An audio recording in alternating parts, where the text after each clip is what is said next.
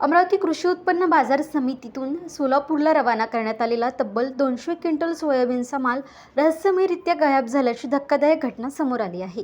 या प्रकरणी गाडगेनगर पोलीस ठाण्यात फसवणुकीचा गुन्हा दाखल करण्यात आला आहे। मिळालेल्या माहितीनुसार धामणगाव रेल्वे येथील व्यापारी मनीष भट्टड यांनी 6 जून 2026 रोजी विविध आडत व्यापाऱ्यांकडून प्रति क्विंटल 6,500 रुपये दराने 200 क्विंटल सोयाबीन खरेदी केले होते। सुमारे 13 लाख रुपये किमतीचा हा माल सोलापूर येथील कंपनीकडे पाठविण्यासाठी MH27U0375 क्रमांकाचा ट्रकमधून रवाना करण्यात आला। ट्रक चालकाने स्वतःची ओळख दादाराव पाटील राहणार तुळजापूर अशी करून दिली होती। मात्र दुसऱ्या दिवशी माल पोहोचल्याची खात्री करण्यासाठी संपर्क साधला असता चालकाचा मोबाईल बंद आढळला।